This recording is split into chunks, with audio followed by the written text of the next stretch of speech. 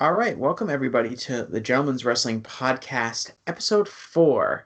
I'm your host, Jesse Collings. I'm here with Jason. Jason, how's it going today? It's going good, Jesse. New England weather, just as typical as usual, but hanging in Well, it's there. nice today. I think I was at 65 today. And then Yeah, on around there, Wednesday, low 60s. yeah, and then on Wednesday, I was in Maine on Wednesday, and I think I took my dog out right around midnight, Wednesday night, or I guess maybe early Thursday morning, and it was 15. So I'm doing a little bit better now that it was 60 in the 60s today. Nah, just keep squeezing out those one weekends, those one good weekend, that last good weather weekend before everything is just like under 30 degrees for next several months. Yep, Um, exactly. but forecasting aside, what today we're going to be talking about is I think what has pretty much become the biggest story in wrestling over the last week, but really has been a big story over the last 2 months or so. And that's just a general kind of discussion regarding WWE's crackdown on third party platforms, how that's related to talent. Zelina Vega, in her situation, she's obviously that's kind of been the fire this conversation about WWE, their relationship with their talent's ability on these third party sites like Cameo and Twitch, and in Zelina Vega's case, OnlyFans. And kind of how that all goes into the general labor discussion between talent and management, and how unique the professional wrestling industry is when it comes to relating to that dynamic. So the first thing I think we should get into is just a little bit of background. I don't want this to just be like a news recap show, but I do think it's important that we talk about this. Yeah. And so a few months ago, WWE announced a new story broke, exclusively first on WrestlingInc.com, that WWE was issuing an edict to its talent to cease all of their third party for profit projects. And Jason, I don't know if you want to get into that a little bit more in detail about what that kind of edict actually meant. Yeah, so basically the edict meant that talents who are on either Twitch or Cameo mostly, but Those are the also big involved three. other.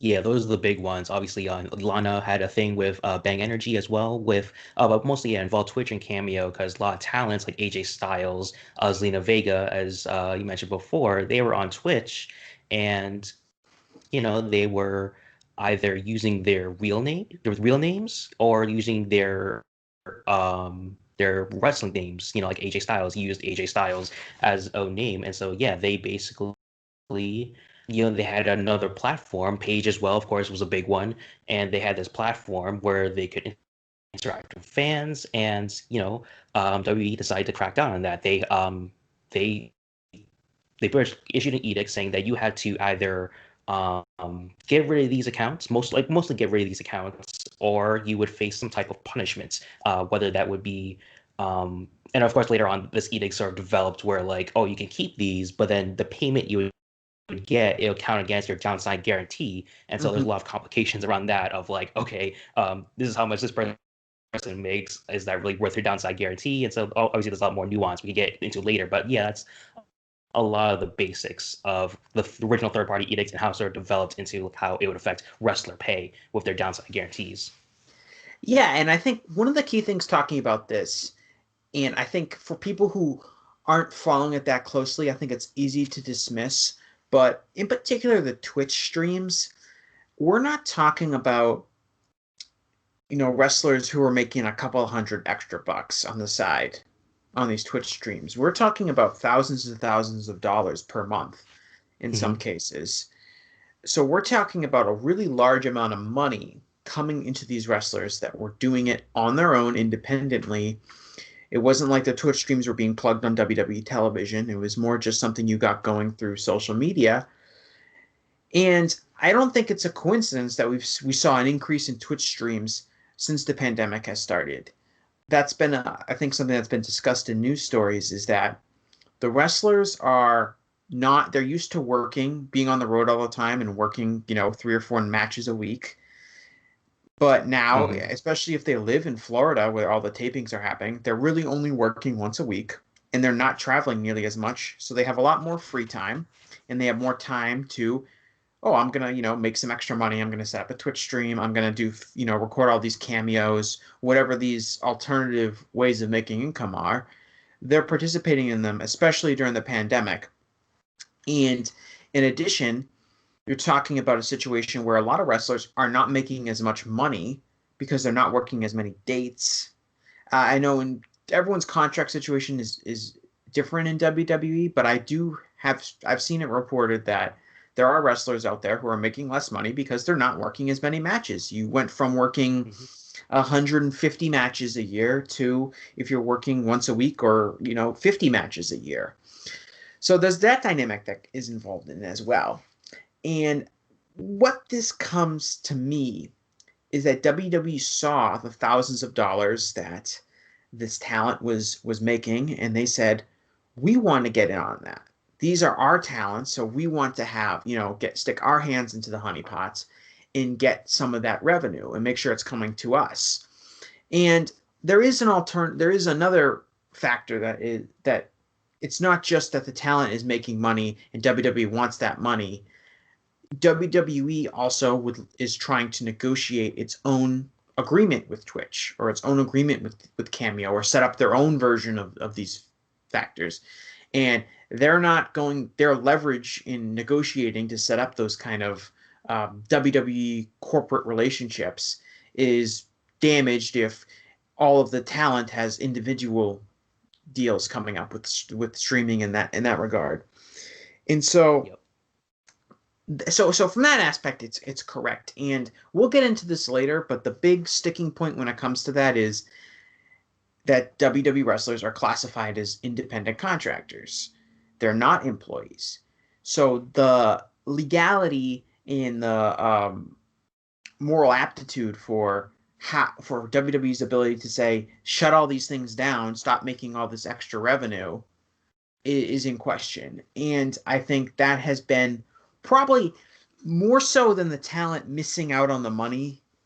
That's why this is such a big story, is that I believe it's brought in the independent contractor situation up again. It's been up in the past, of course, but for now, it seems like right now people are talking more about that situation than in any other time in wrestling history that I can remember. And the big W word, union, is being tossed around more and more. Do you want to talk about Zelina Vega's kind of her situation? Yeah, so I guess officially speaking, WWE is saying that she breached her contract over, basically she breached her contract, and I think it's illustrated. It was reported that when Zelina Vega made her OnlyFans account, it's basically her OnlyFans is just her cosplays. I think she used her real name in that one, but still that was a big sticking point for WWE, and that was the turning point there for why she was fired. Obviously, again, like I said, the official reason is that she breached her contract according to WWE. But again, Sports Illustrated reporting that the creation of the OnlyFans account was a big sticking point.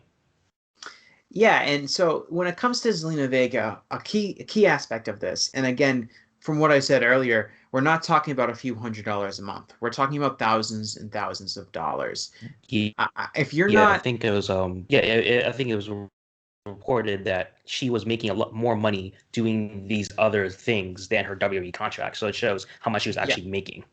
Yeah, and that's a key aspect of this too, is that I read that in the Observer that came out today, that Dave Meltzer wrote that Zelina Vega was making more money off of her Twitch and her Cameo and her OnlyFans and whatever these other alternative third-party working agreements were than she was making off of her WWE contract. And so for her, she basically is being asked, which one are you going to give up? Are you going to give up your job with WWE, or are you going to be giving up these third-party stuff? And for her, if she's making more money off of the third-party stuff, that's the decision you're going to make. Now, for most talents, that's not the case, and that they're like, well, of course I'm going to stay with WWE, and that's the leverage that WWE has over their talent. But I thought that that's a really interesting aspect of this, is that there are people in certain situations who can make more money off of these third-party groups than they can from WWE. And if you're not really paying attention to, if you're not a Twitch person or you don't know Cameo, it can be kind of difficult to wrap your head around how much money these people could make. I'm consistently shocked that people will pay, you know, $10 on Paige's Twitch stream to get to say for Paige to answer a question, or for Paige to just say, oh, you know, read what they have to say on the air.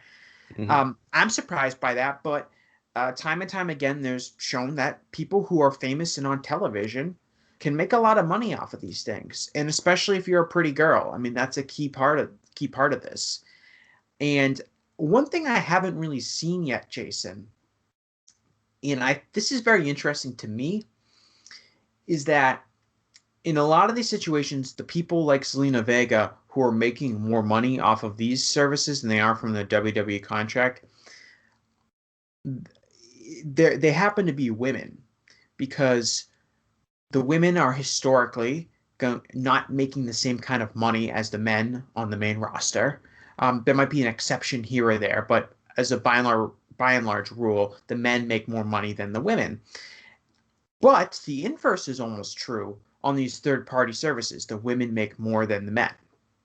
Not always, obviously. I'm sure AJ Styles is very lucrative. His Twitch stream was very lucrative because he's a big star. But for someone like Zelina Vega, who I would say is not nearly the star that AJ Styles is, doesn't have the name value that AJ Styles has, she's able to make a lot of money on these third-party services. But I haven't seen this kind of framed like this, and that's why I want to say it on this show.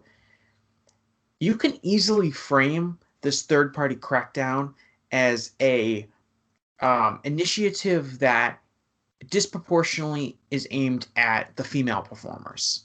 Those are the people who I feel like are really getting screwed on this. Paige is in a similar situation as Zelina Vega, where Paige is, you know, people were doing the math about her. You know, she has this many Twitch followers and they're paying $5 a month, and she's making this amount of much money per month. And that's more than her reported WWE contract. And I do think about someone like Paige, whose wrestling career is over, you know, for the time being. It's possible she could come back, but looks like at this point that she will not be able to wrestle again. And while she can have a job for life in WWE, doing various hosting roles and backstage stuff, her ability to make a lot of money in wrestling is greatly reduced because she unfortunately had to retire very young due to neck injuries. And so for her to find something like Twitch and to make all this additional money that she probably would have made wrestling if she wasn't injured, that's what really, that kind of stuff really upsets me, because it's like, you know, Paige has found a way for her to make a lot of money when her career was cut short. And now WWE is like, you can't do that. We want to get our hands in on this extra revenue in an industry that already grossly underpays its talents. Yeah, I mean, obviously Paige was very upset about that as well. She was very public about that.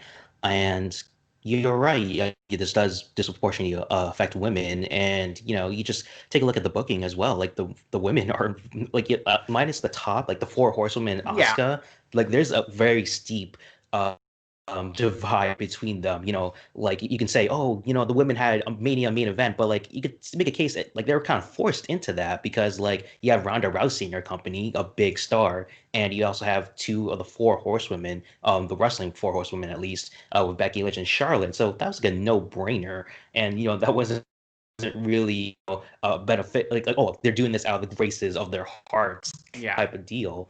And like you said, yes, Zelina Vega, she's very popular and she's a fan favorite, but like hardly, you know, especially as a single star. I think as a manager, you can make a case. Oh, she's, you know, a bit on the higher of the card, but as a single star, sure, she had a match against Asuka for the Raw Women's title, but still, there was no expectation she was going to actually win that title bout. And so, yeah, as I give credit to the women as well, I think they understand their placing in WWE and they're taking measures to ensure that, they can have a standing power in wrestling because, for someone like The Undertaker, who's been in the business for 30 years, that's very rare for a wrestler to have that kind of staying power. Usually a wrestler's career is pretty short for the most part on average. Like it's Yeah. very rare to have these guys who have these long careers. Yeah, and women, you can just look at the churn in the women's division, and there's a lot of different reasons for it. There's societal impacts, Yeah.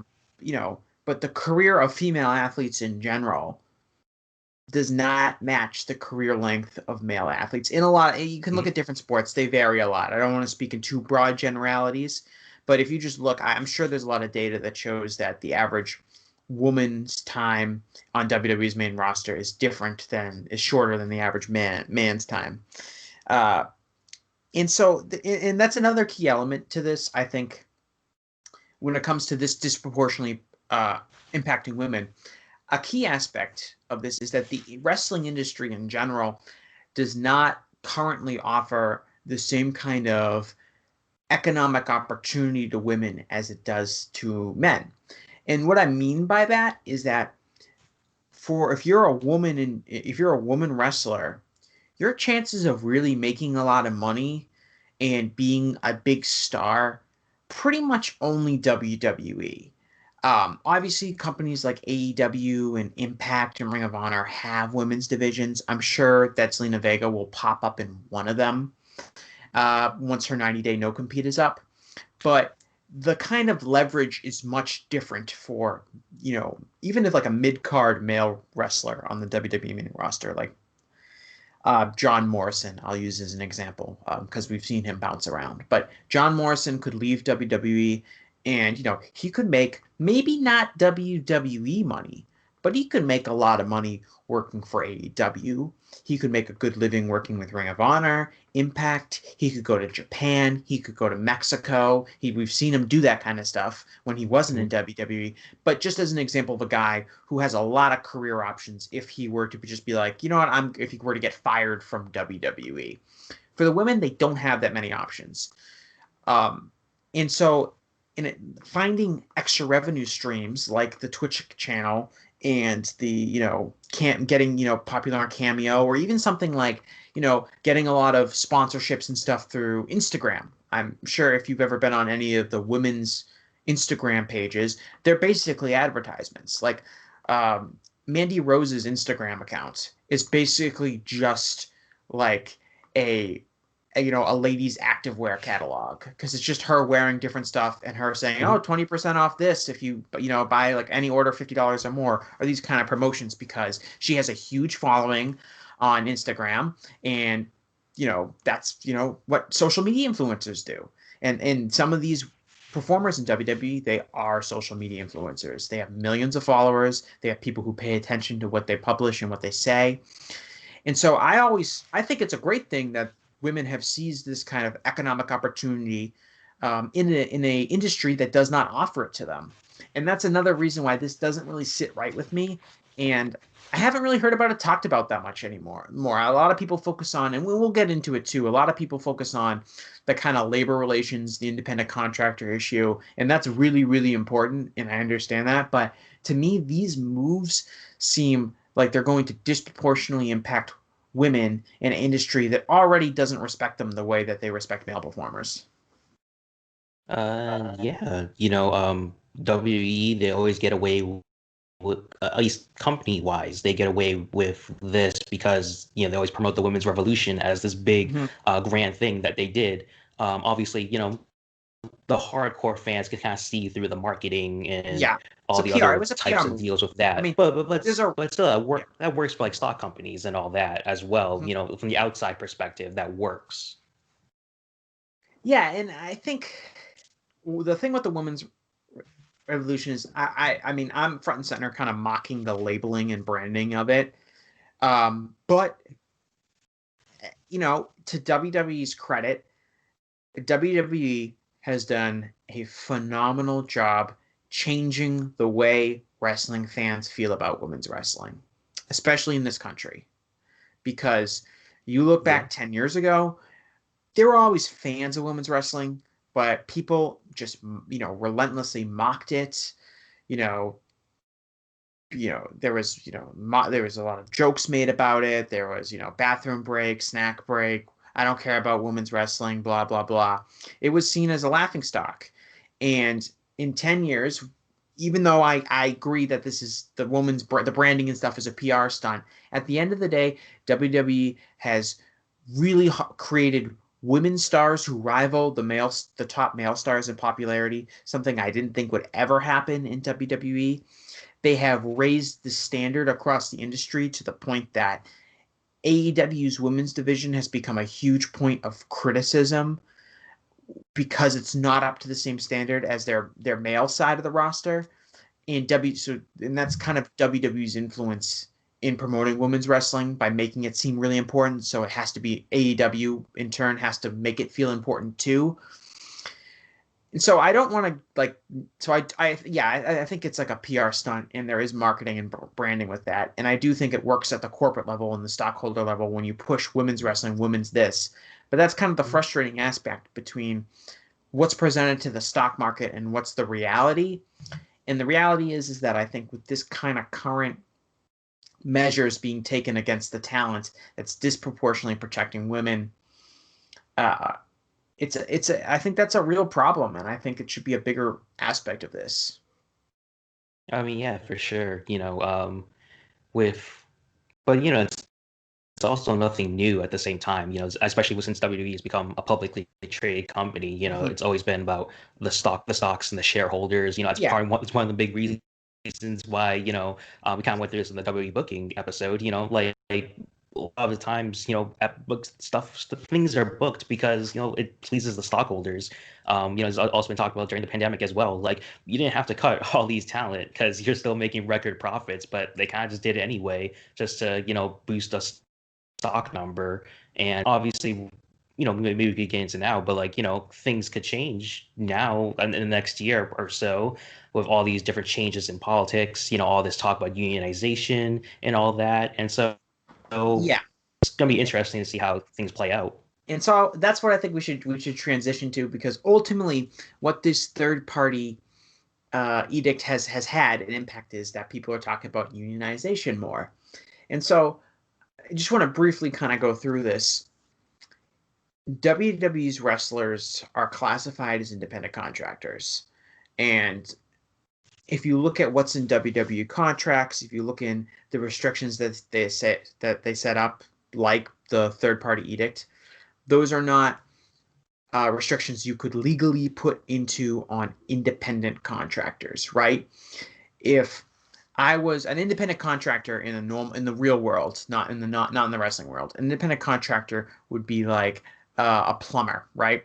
And if a plumber came to my house and said, "Okay, Jesse, I have this I'm going to fix your bathroom," and I'm like, "Okay, I will agree to pay you this amount to do this job." That's an independent contract. I then don't have the right to then say, "You know what, plumber, you do this job for me, but if you do this job, that means that you can't, do your side gig, I don't know, delivering pizzas or something not connected at all to your regular job." That's independent contractors, to protect those kind of people, because that person in wrestling, that's not the case. WWE wrestlers are employees. This edict is something that you could get away with, as an employee. As you sign a contract with WWE and says, if you're going to be an employee, you can't do this. You can't do this independently, sign a deal with Twitch or something like that, because that hurts our company's negotiating leverage. Mm-hmm. That you could legally do. In wrestling, so I don't want to come out here and say the wrestling contracts are illegal, but the practices are probably not super legal, and there's a reason they haven't been challenged. And that the reason they haven't been challenged in a legal setting is because of the wrestlers are not unionized. The wrestlers are not organized enough to produce a strong challenge. And so that's kind of where we're at right now. Do you want to talk about the Andrew Yang stuff?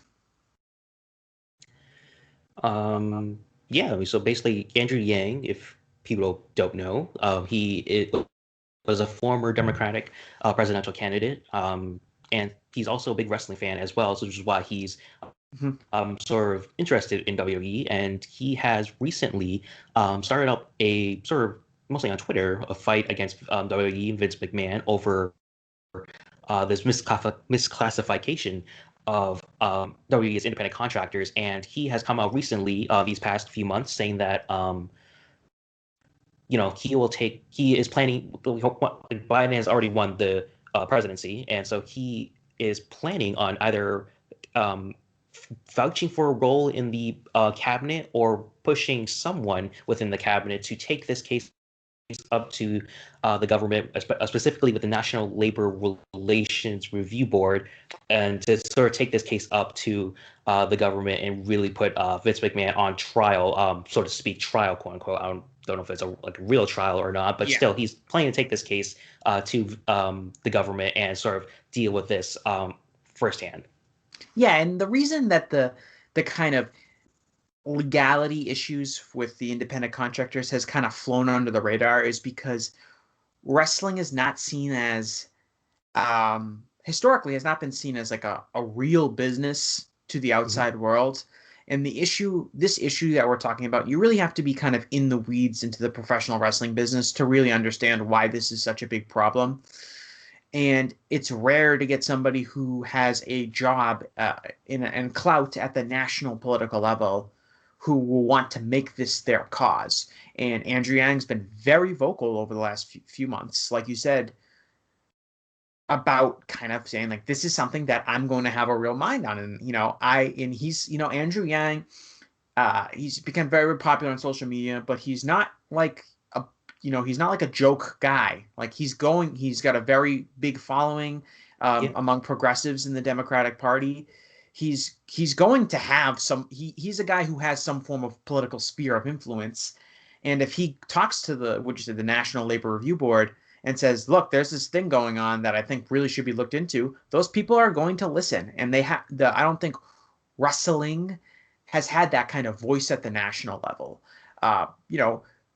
Vince McMahon is very close with Donald Trump, the president, and so obviously we're talking about a complete 180 in switches from the sitting president being close friends with the owner of WWE to the sitting president having a advisor, a known political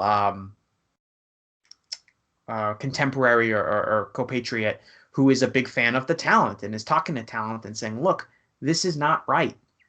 And it's not. There are people out there that want to defend WWE, that want to say there's nothing wrong with this. There's, that it's the talent are living the dream, getting to be WWE stars, and they're making a lot of money, and they're better off than average Joes doing nothing.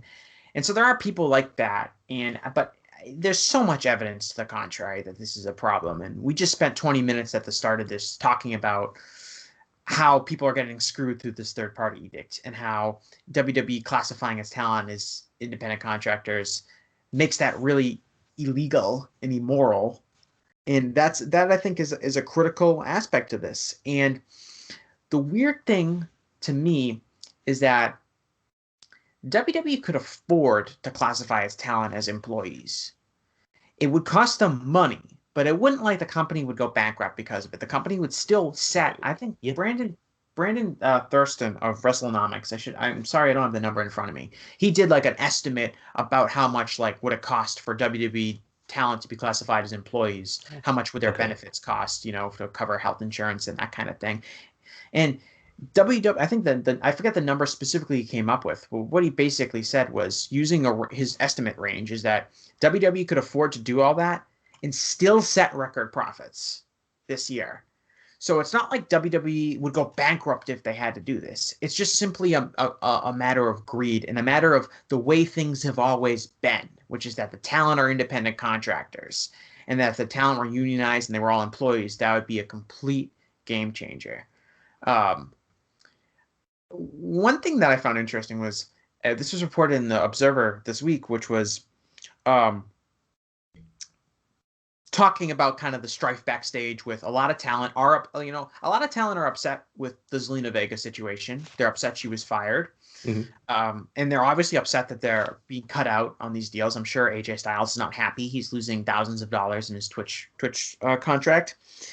But one thing I read in the Observer that I found interesting was that Bruce Prichard was one of the people who supported Vince in this decision making and had been talking with talents. And obviously Bruce Prichard is, I forget his official title, but he's basically the head of creative in WWE.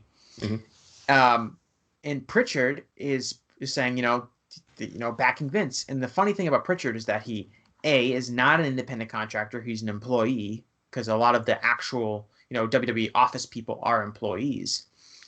And that he has a third-party deal. He has a big successful podcast. And so he's out here telling the wrestlers, this is the right thing. Vince is right to do this, blah, blah, blah. But he's someone who's both an employee. So he really shouldn't be doing these third-party deals. And he also has a big third-party deal. And that's kind of the hypocrisy that plagues the industry. And I can see the talent being very frustrated by that.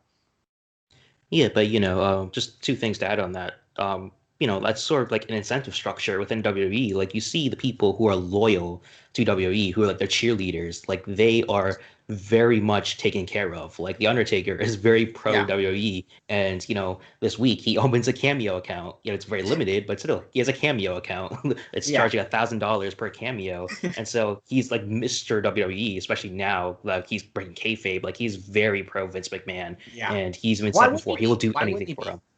Yeah, exactly. And I think other towns see that, and sure, you can support unionization, but like, hey, if I stay with WWE and Vince McMahon, I will be rewarded handsomely because they will take care of me if I am a cheerleader for the company. And so, I don't blame talents for that, because hey, we're all looking for financial security. But again, that's an incentive within WWE. That's not anyone else's fault. I think, and also another thing with the whole, sort of, like you mentioned before, how WWE, they can afford to make their talent employees, but that's nothing new especially in the United States. Look at Walmart and the Waltons. They are one of the richest families in America, and you frequently hear these stories about Walmart employees being mistreated and being paid very little, especially minimum wage. And so, again, this is not anything new, nothing specific to WWE, and that's kind of one thing I take issue with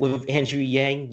He's saying, "Oh, the government is turning a blind eye to this specific issue," but like you said before, not everyone's a big wrestling fan like Andrew Yang. Like someone like like Alexandria Ocasio-Cortez. She is very much in tune with all these working class issues. I don't really think she's a big wrestling fan, so I don't think that's why she's not really talking about this issue at all. I think if she was, I think she would be someone on the side of the wrestlers. But again, I don't think she's a big wrestling fan, so I don't think she knows anything about this. Yeah, but I think if you tell, I have it all the time when I tell people who are not wrestling fans about what the situation is like for these wrestlers. Sure. It's shocking. There was that a few years ago, there was, I think, a interview where Bayley was on a talk show, and they were basically asking like her questions, and she was like, they're like, wait, you have to pay your own road expenses? Like, you have to do all these things? And if you were to compare the treatment of WWE wrestlers to like the treatment of comparable athletes, NBA players, NFL players, baseball players, it's like they're shocking that these people don't have health insurance. Like, it's I think even when you tell people those kind of things, they're shocked. I have health insurance at my job, and I'm not risking I'm not risking long-term physical health damage through my job. So it's one of those things. It's very, I think when you talk to regular people and tell them like, this is what's happening, most people are like, yeah, that's not right. And so what makes wrestling so interesting, and the reason that unionization hasn't really happened in this country when it comes to wrestlers, because there is a wrestling union in Mexico. In Japan, the wrestlers, depending on the promotion, the wrestlers are like New Japan wrestlers are classified as employees, and they kind of get benefits similar to what most people get from employees. So that's a little different situation. But in this country, when it comes to unionization, is that wrestling is an inherently selfish industry where wrestlers have historically constantly wanted to get on the good side of the key decision makers because that ultimately opens the gates for greater revenue. So it's hard to get everyone to band together and to say, we're not going to do this, and to make it work, because talent, if you're hypothetical, not reporting anything when I say this, if you're a talent and you're backstage and two talent approach you and say, hey, we're mad about this, we're going to go to the management and we're going to say X, Y, and Z, and they better do this, and you say okay, and then they walk away, you might be thinking, oh, those guys are going to get fired, and I might get their spots, and I might get their push. That's just a reality of the business, and it allows the company to withhold a lot more power over the or not the employees, the independent contractors or the wrestlers, than they normally would. I thought this was interesting. This came up. This came up this week. John Pollock over at Post Wrestling pointed this out. This is an excerpt from Bret Hart's book Hitman, which everyone should read, by the way, if they've never read it before. It's, I think, my favorite book, my favorite biography from pro wrestling. But this is just a quick few paragraphs from it. But this Bret Hart's talking about a meeting with Vince McMahon in the talent right after the steroid trial and right after Vince basically said no one can be on steroids. So this is, I think, 1992. And so this is the excerpt he said. Steroids had aided a lot of wrestlers in recuperating from injuries. I said, and now that since all the wrestlers are all clean, maybe Vince could consider giving us a lighter schedule. Many of us were on the road 300 days a year in the dressing room. Complaints about the grueling pace were complaints about the grueling pace were constant. Vince got annoyed at me and said, if you can't handle it, then maybe you should consider doing something else.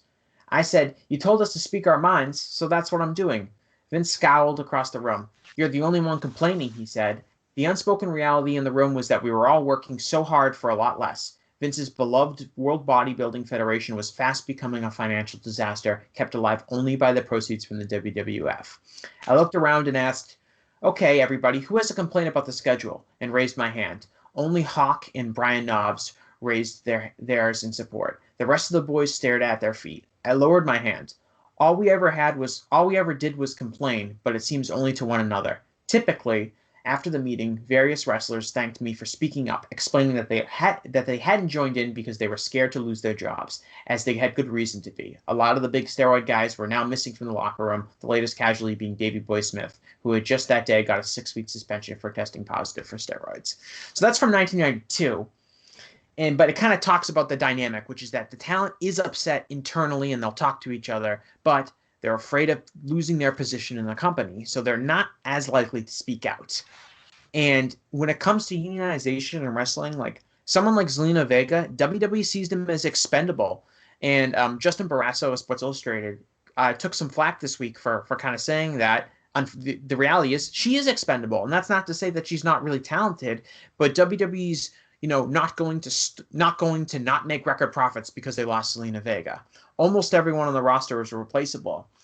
To me, the unionization efforts would really only happen if the top stars were involved. If Roman Reigns, Seth Rollins, Daniel Bryan, Drew McIntyre, Randy Orton, Braun Strowman, let's just say those guys, were all like, we need unionized recognition, we need these kind of benefits, or we're not performing anymore. That's the only real way I can see it really working, because you can't just get rid of all of those guys, although Vince might try. But realistically, you understand what I'm saying.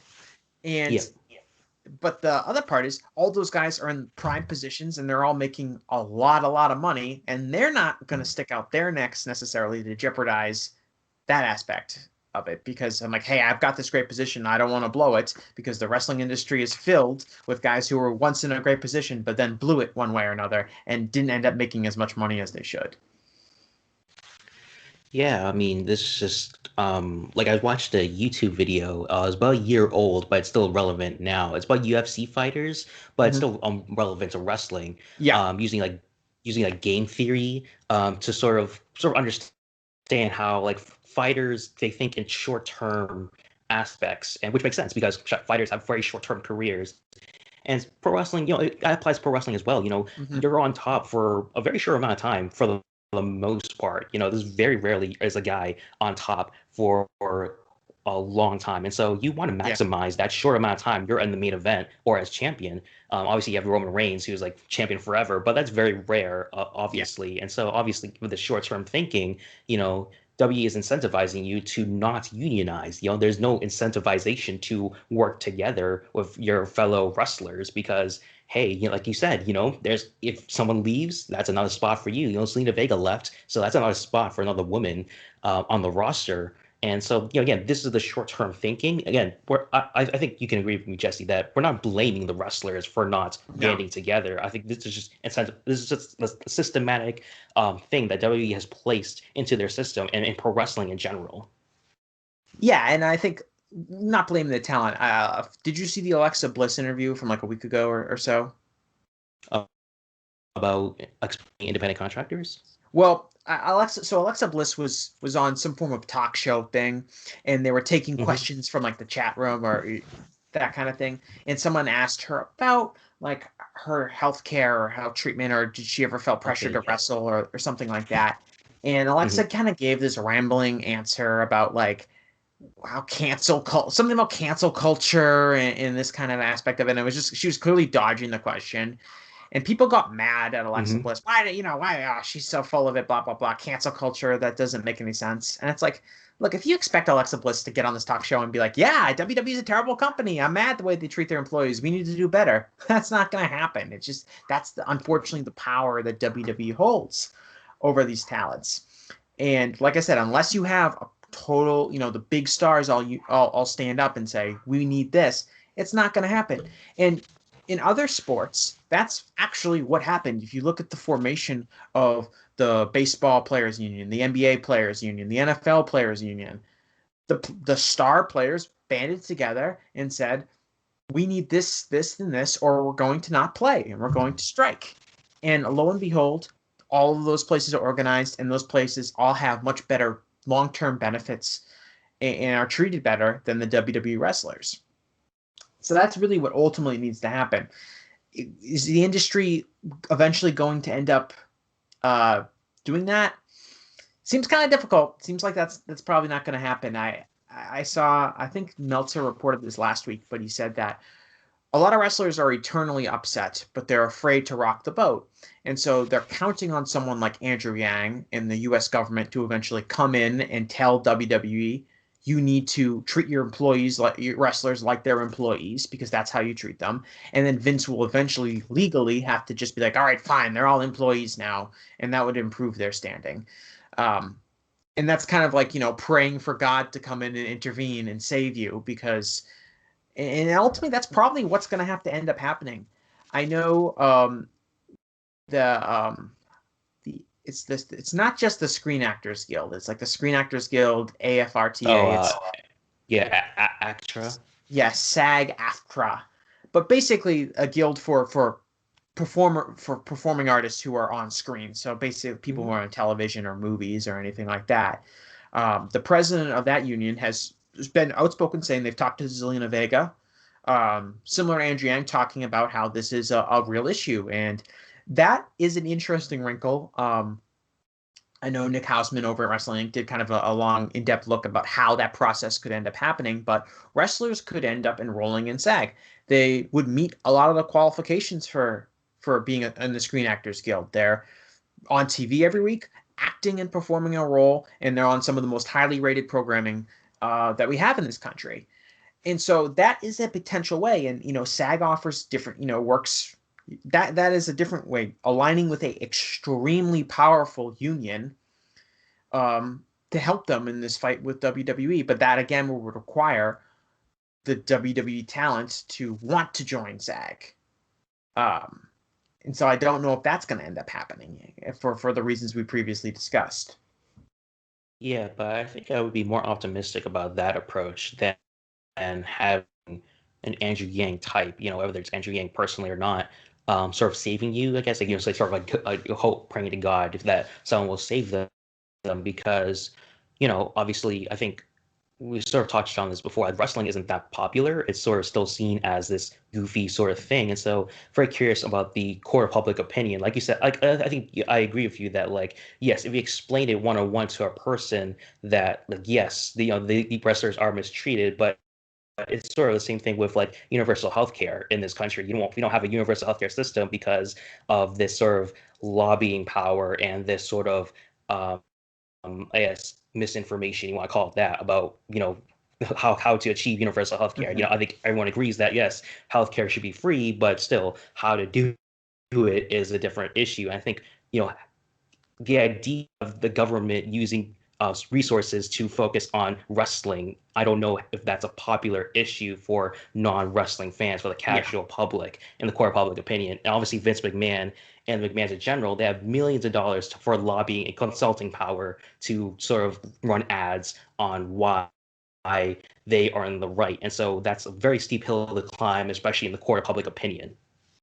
Yeah. So one of the interesting things about the Screen Actors Guild is that there are wrestlers out there who are members of the Screen Actors Guild because they've performed on screen. Frankie Kazarian a few days ago, obviously with unionization and SAG talking about wrestling, he tweeted out, "I missed my opportunity to join SAG in the year 2000. I regret it. The next opportunity I had to earn my SAG card, I did. I've been a proud caring member of SAG for years." And Christopher Daniels, since 2010, I've had the opportunity to perform in film and television in a myriad of roles, all of us proud card-carrying members of SAG. And so that, to me, that's really funny that these guys who are on TV all the time as wrestlers, but they finally get their unionization from like these little bit roles they've done, on the side in TV shows and in ads and that kind of thing. That's always, I find that really interesting, that there are wrestlers who are enjoying the benefits of the Screen Actors Guild and in that at this point, but they've gotten it from their outside work, not their work in wrestling, even though they're on TV way more often as wrestlers. Yeah, I mean, is the Miz a I don't SAG have a actor? list. I Was don't have a list of who, and I doubt the Miz is gonna be like, "Oh yeah, I'm a member of SAG." yeah, exactly. But I mean, yeah, I'm sure plenty. I mean, if Christopher Daniels and Kazarian are, I'm sure there are people in WWE who've done acting roles. It doesn't take like much to join, as long as you just have a chance to join the role. I'm sure. I don't know if Miz is. I don't know. I don't know if Roman Reigns is, or any of these talent are. Cody probably is, I'm assuming. And of But course, you not have the big everyone that's ones an like actor. John Cena, Oh, Batista. yeah, for sure. I mean, those Yeah, guys are obviously, yeah, movie the big stars. ones. Yeah. Um, Again, I don't know the act. I just saw that from Daniels and Kazarian earlier this week, and I was like, I didn't even know they did acting, right? Like, I didn't know they were in stuff outside of wrestling, but yet they're getting union representation um, from that. And so one of the things, and it gets back to unionization, not just the third party edict, but uh, getting back to the Alexa Bliss comments. And again, whenever I say this is not a criticism of Alexa Bliss personally, because I think a lot of people are out there making these loud noises about the talent doesn't even know their rights. The talent doesn't know this. The talent isn't like this. That, I don't know if that's the case. I'm not backstage. I'm sure most of the talent has a very strong understanding of how they're getting screwed. Okay. But Bliss mentioned something like, if I get a concussion in WWE, I get flown to the best concussion doctor and they look at it and that's that. Which is true. If a wrestler tears their ACL, they get flown to, Dr. James Andrews and he does their surgery for them and they do get good medical care. If they're injured wrestling, if they're on TV. What won't happen is if that in 40 years, um, a talent has dementia and they have all this brain damage from their years of wrestling, WWE is not going to be around to take care of them at that point. And that's what we really talk about when it talks about a pension program, when we talk about lifetime medical care, all of that stuff.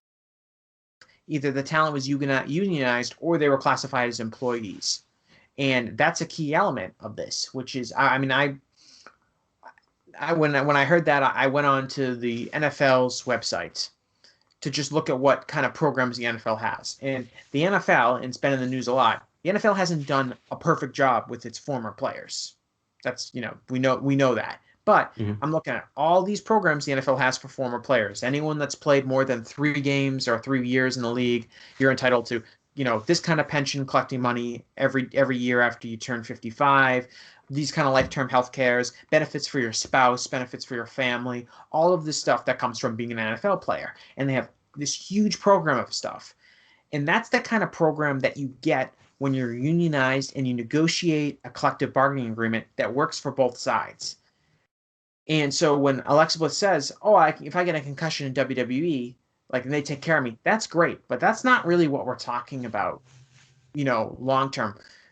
There's a reason that we see so many wrestlers who need major medical procedures start a GoFundMe to do it.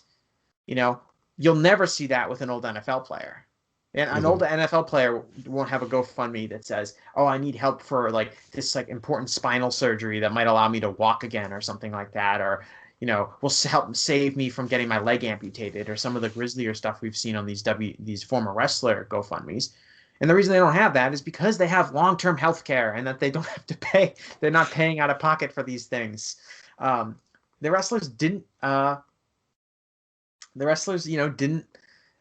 organized like that, and it's sad to see. I mean, I don't want to I don't want to think about in 40 years if Alexa Bliss, who's had a history of concussions, is having a really bad, is in real cognitive decline because of that. But we've seen it, unfortunately, with a lot of wrestlers have put in that situation, and it's a shame that isn't the case. And I do think that people who want to argue that, these people are just making a lot of money and WWE does pay for their surgery and that kind of stuff, I think they're missing the point of, how far behind WWE is in comparison to an organization like the NFL, who themselves are probably behind the times when it comes to taking care of its former players. Yeah, I mean, I think another thing no one wants to see is Mick Foley. He was wrestling in TNA when he probably shouldn't have been. Yeah. Because he needed the money. And Ric Flair's a different story. I think Ric Flair would have just wrestled even if there was a pension plan. I don't know. Just Ric Flair. I don't want to say I don't think Foley needed the money necessarily, but you definitely see guys who are out there working because that's how they're making money, and they don't because they didn't have a pension program, and they didn't make as much money as they should have. I want to say the Observer, the news in the Observer was that WWE talent make about 16% of WWE's total revenue. And if you compare that to other leagues like the NBA, the NBA players make about 50% of the NBA league revenue. And I think that's quite high. I think NFL players, MLB players make less than that, but much more than the 16% that WWE makes. So the talent themselves are underpaid. And because they're not employees, having to pay your own travel expenses, having to do all this, there was, I was reading the obituary on Kamala, who died a few months ago, talking about how, he had to get a job as a truck driver after his wrestling career was over. And yes, he worked a long program with Hulk Hogan, and yes, he made money, he had some big years in wrestling and he made a lot of money, but if you factor in all the travel expenses and these long-term medical costs, he needed to get a second job after that. And he ended up having his leg amputated, so he couldn't be a truck driver anymore, so he lost that job. And so, and then he was destitute for the most part. And he is one of those guys who had a GoFundMe to help pay for all his medical requests. And that's just not right. And if the rest represented, if they had a CPA that did work for them, that wouldn't be a problem. And so, I have very little patience for people who want to argue that this isn't a big deal, because I think it's a huge deal. Oh yeah, it's a very huge deal. And I think Leslie Smith, she was on the Wrestling Daily. She was, she said UFC former UFC fighter paid 18%. Yeah, former UFC fighter, current Bellator fighter. She had attempted to unionize the UFC fighters, and I think she said 18% was the revenue share for the UFC fighter. So again, very comparable to the WWE. And also, very high profile case is, anyone watched Dark Side of the Ring, Owen Hart. If there was a union, Owen Hart's death, but the post of that, if there's a union, that possibly would have helped Owen Hart's family, financially from that, or just find some sort of actual closure for them. That was very heartbreaking to see that, lots of things went wrong, lots of shortcuts were taken, and it's very hard to believe that if there was a union, like none of those things would have happened. And it's just heartbreaking to see all these legends that again, whether they need the money or not, just the fact that they have to keep working at an advanced age, it's no one wants to see that. It just no one, again, no one wants to see that. This is a very important issue. I think you see with NFL players as well. When a player holds out for more guaranteed money, there's always this reaction of like, oh, that player is greedy, or what? Oh, why don't you just take, just play? Who cares about how much money you make? You're already making, what you need to make more, millions of dollars, but still, football is a very volatile sport. It's very, you take a lot of risk in that. And wrestling's the same way. You're taking a lot of risk in wrestling. Even like Chelsea Green, she came back after months from injury, and she's injured again. There's a lot of risk taking in rest, and having that financial security is very huge, and something that everyone should have, whether they're independent contractors, employees. They need that financial security in some type of way.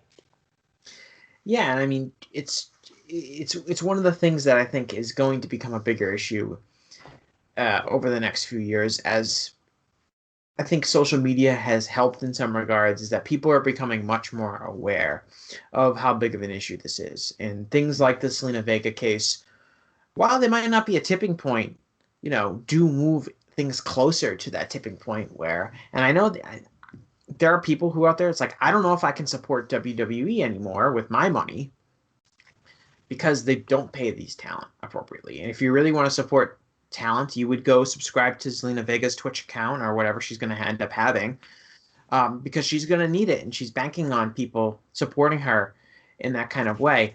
And there's a long history in wrestling of individual wrestlers holding out for more money and getting more money because of it. There's we haven't seen a full-wide unionization effort at the major level in pro wrestling in the US, but there's plenty of stories about how, I think the most famous one is probably Ultimate Warrior 1991 SummerSlam, holds up Vince McMahon, says, I want as much money as Hogan's getting for this main event, and said, or I'm not going out. And Warrior actually got fired immediately after the match, but he did come back shortly after. Not like he wasn't like he was gone and never seen again, but there's tons of examples, especially in the territory days, where guys had more flexibility about where they were working, and they were more true independent contractors, but they would hold out for more money, and they would say, I'm not going to do this if you don't give me that, and I need more money. And they're, promoters cave because they have leverage. I mean, I think every year at WrestleMania, there's some theory that's floated. It's like the talent should strike right before WrestleMania because, that's when Vince has the most pressure on him, and if that would be the optimal time to strike and to do that. And perhaps in the next few years, there'll be a time when that does happen, and that they do put that leverage. I think, the history of the NBA Players Union is that the NBA got a really benefit. The first time they did have, it wasn't the first time the Players Union organized, but when the official package to them was, I want to say 1963 All-Star Game. The NBA had the All-Star Game was going to be shown, I think, on CBS, and it was a huge opportunity for the league at that point, which was not super popular, to get a big TV deal. And so it was very important that this was a success. And all the star players who were gathered at the All-Star Game basically said, we're not going to play unless we have, an agreement to go to the negotiating table and negotiate things like a benefit plan. And eventually the owners were like, oh man, we have to have them play because this is a huge opportunity for us. And so they agreed to it. And lo and behold, the NBA was able to get the players were able to get a much better deal for themselves. And I don't know if something like that is going to happen in wrestling, but something like the eve of a WrestleMania, something like before WWE's big debut on Fox, something like that, the talent can realize that if they band together, they do have that kind of leverage where individually they don't, which is kind of the whole point of a union, right? It's the idea is that everyone working together has leverage that individuals do not. Yeah, I mean, it's going to be very interesting to see. Obviously, this all these events, they don't have to lead up to a union. They could also lead up to them being employees. Like officially employees. That could be a big victory as well. They don't have to actually be a union. They could just be employees. As they should be officially. And so, whether it's a union or not, who knows? There's at least a consensus something big is going to happen. I agree with that. I think there's a bit pessimism whether it's actually a union or not. A wrestlers union. I'm not talking about them joining another union like SAG, but like a actual wrestlers union. I think there's more pessimism on that. But I think I do agree that there is consensus that something big is going to happen, and whether that happens with the next TV deal, whenever that expires, maybe that's a negotiating thing. Yeah, again, the wrestlers can make a big sort of big action around that. That can be a big thing as well. But also you have the executives. You have the big behind the scenes players like Road Dogg. He seems to have a very conservative ideology. Triple H, what does he think about this? Stephanie, as well.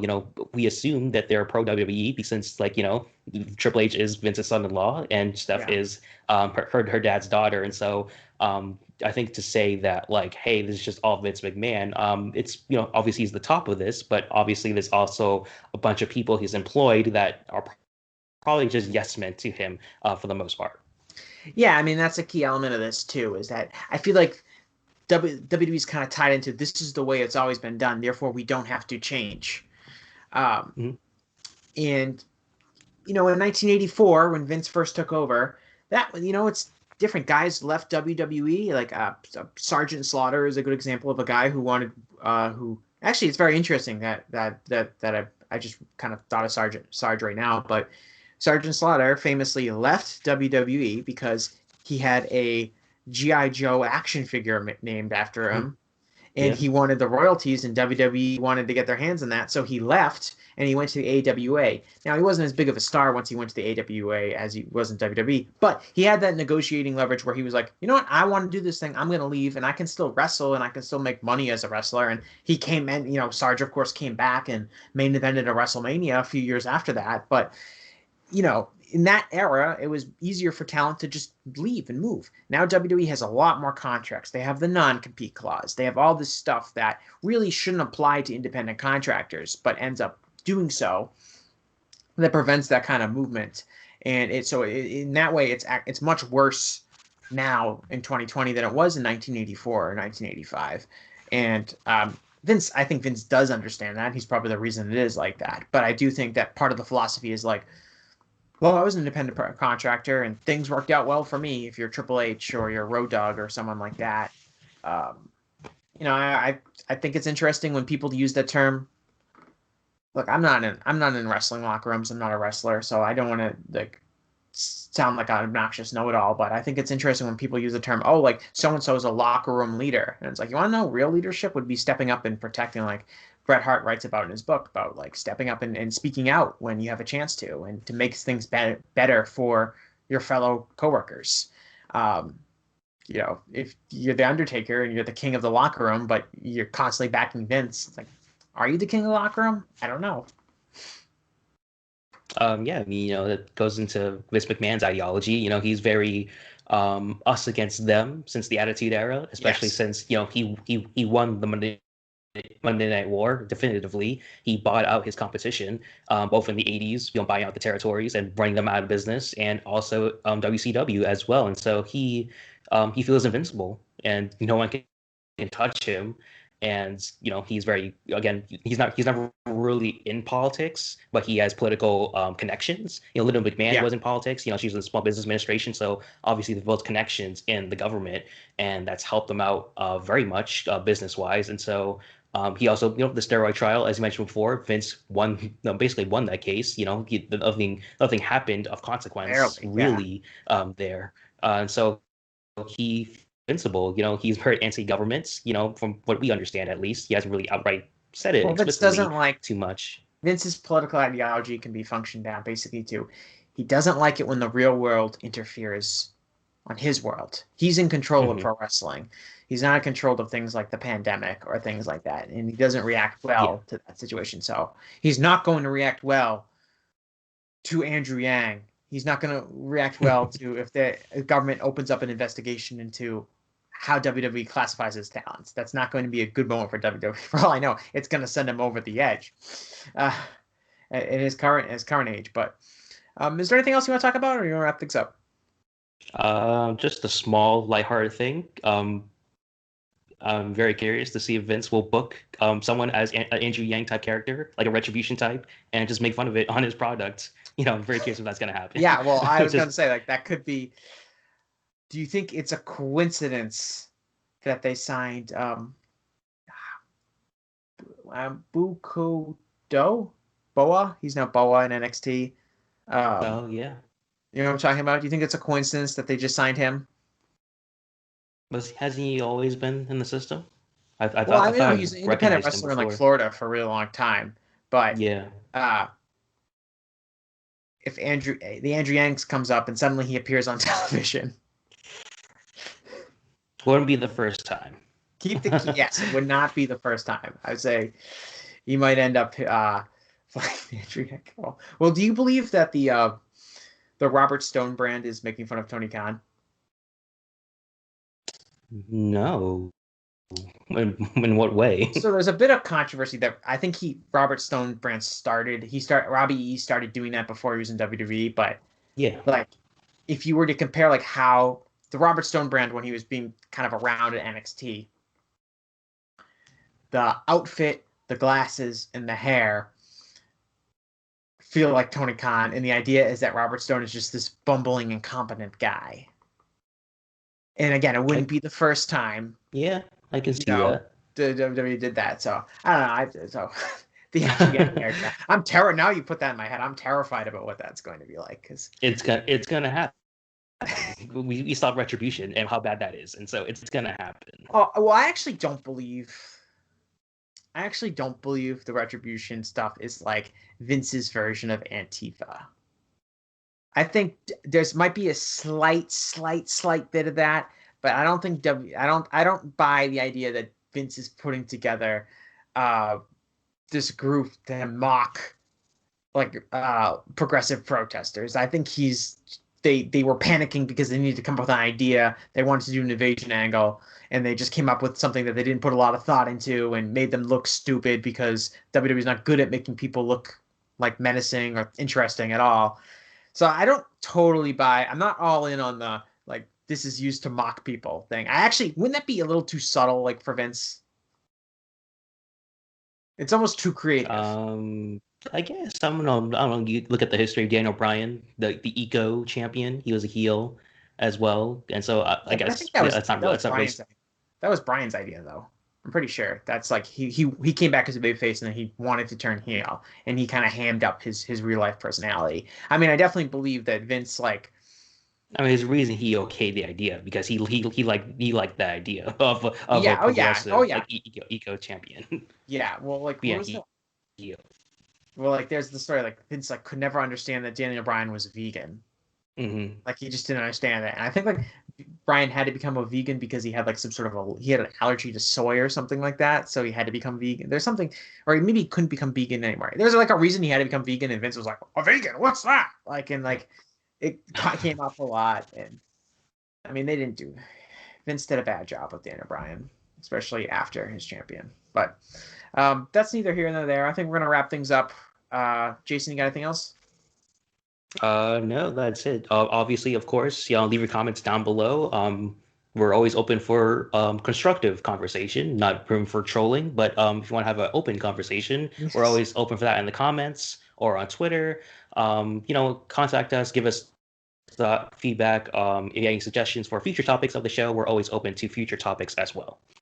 Yeah, someone mentioned in the comment section last week about us doing kind of like a deep dive on CM Punk's career, and I think that will definitely be something we want to take a look at because I think